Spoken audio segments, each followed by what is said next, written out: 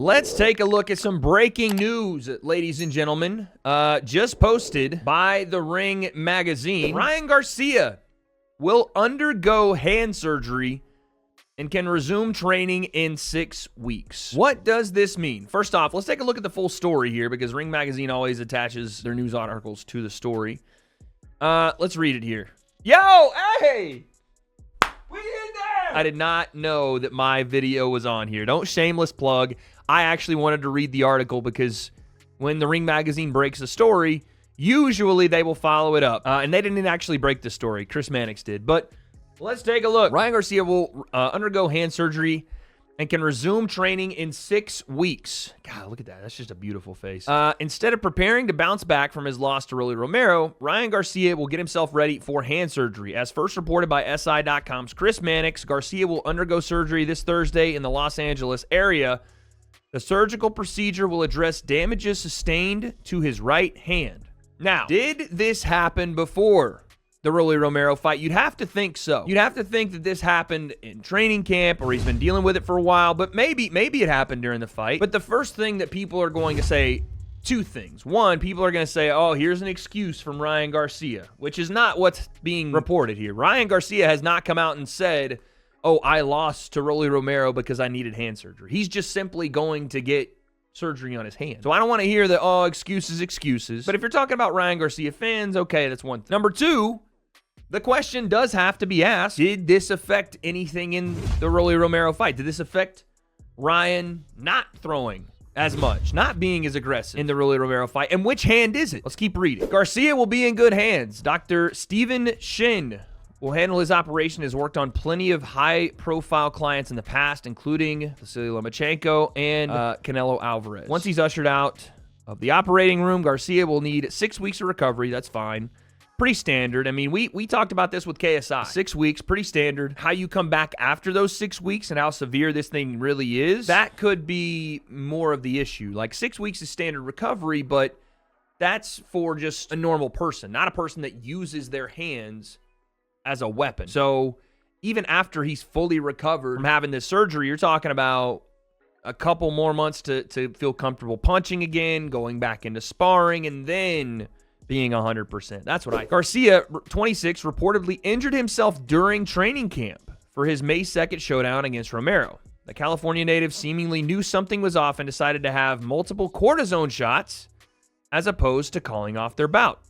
His insistence on powering through, however, did him no favors. This is another interesting part of what's going on with Ryan Garcia. Now, cortisone shots, for you guys that don't know, and probably most of you do, they're a steroid injection. Now, having them into your hands is kind of like what we heard when KSI was talking about having anesthetic shot into his hands to spar. I don't think that's the thing that was going on here. Like, anesthetic is a numbing agent. Cortisone essentially is a steroid that causes you to not necessarily feel and hopefully promote recovery, but it's not the same as an anesthetic. Anyway, doing this as a one-off to try to save the show in Madison Square Garden is one thing. KSI doing it after continually destroying his hand is a complete different thing. Like, KSI should have known better because he had how many fights canceled because of this hand? They could have let it recover. This seemingly is something that's just new that's popped up. I'm not a big fan of cortisone shots. I don't think that their application is a good one for people that are sustaining long-term injuries. I've had cortisone shots in my knees, in my elbows. It doesn't do anything beneficial if you are continually training, in my opinion. Cortisone's effectiveness is only as far as how long you can rest the affected area. And even then, the science is a little bit iffy on what it actually helps do. They're supposed to calm down inflammation or promote inflammation to calm down inflammation, I should say. But if you're just continually using the damn thing, it doesn't do anything. And also, there is some, again, I'm not a doctor, but I've spoken to doctors that says there is some science that thinks that, you know, continuous use of cortisone shots actually makes you more susceptible to re-injury because of, you know, how it potentially can break down certain areas after using it over and over and over.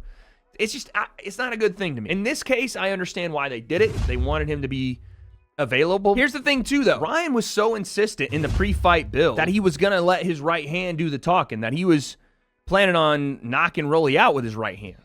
And this wasn't like months before. This was like fight week. He was saying stuff like that. So I'm wondering, like, maybe it was just window dressing to set up the left hook again, but he didn't throw the right hand a ton. He didn't really throw many punches, to be honest. So, again, speculate on the reasons for that, but I want to know, like, was it one of these sagittal band tears? I think the sagittal band is the one that runs right across your tendon here, like that tendon that runs right across the bone. And if it tears, or maybe even between, and if it tears, it can, like, really cause pain closing the fist. Slim had the same issue. So I don't know that we can just fully go like, oh, that was the reason. Because like one of our chatters said, like, no one was giving Rolly the benefit, or not Rolly, Shakur the benefit of the doubt when his hand was hurt, right? No one gave him that benefit of the doubt. So we have to keep it 100 and say, you know, hey, you lost. It is what it is. Although Garcia didn't grab the win, Team Haney still pushed for an immediate rematch. Those plans are off the table, at least until Garcia gets his body right. Hey, yo. And listen, it probably did in some way affect him in the fight, but that's not the reason he lost either, to me. To me, there was, I mean, a lot probably going on in Ryan's head, but also because Rolly Romero fought a good fight. That's it. He fought a good fight. We can't just overlook that Rolly fought a good fight and won and dropped him. Ryan's busted up hand ain't the reason that he got caught with a left hook and dropped. That was because Rolly set it up with jabs to the body and because Ryan has a massive susceptibility getting caught with left hooks. What does this mean? This means that potentially we're not going to see Ryan for a long time, and that is probably the bigger story here. Inactivity for a young fighter. They just said 26 years old. He was out an entire year. We talked about it. Pretty much everybody talked about it when the fight happened, that Ryan looked like he'd been out for a while. He and Devin both looked very rusty. Now, this says 6 weeks for recovery. I think it's going to be a lot more as far as recovery, getting back into fight shape, finding a fight, coming back. We could look at 6 months. We could look at more. And that is a bad idea for a young fighter to be out off and on, off and on, off and on. I don't know what to make of this. Again, I think there were some confidence issues with Ryan. Maybe it was because of the hand. Maybe it was because of the Ostarine, because of the time off. Who knows? But I don't know if this is going to help or hurt that. Now you have to think about every time you punch, am I going to injure my hand again? I'm sure that'll go away at some point, but could be good news, could potentially be more issues with Ryan Garcia in the future. Who knows? So I think Ryan fights this year. If he does, I would say it's toward the November, December time. Is Ryan done at the highest level of boxing, do you think? I don't know. I think it's a little too early to say that. I think it's a little too early to say Ryan's completely done at the high level, but his next fight will determine that for sure. Like, if he comes out looking like that, like he did against Rolly, against somebody that's not perceived at the top level, and Rolly is not perceived that way to most people. Although I think that's a little unfair, especially now, seeing the people he's lost to. I mean, the Pitbull Cruz fight was one that's like, you know. But if he comes back and looks like that again, then yeah, I would say yeah.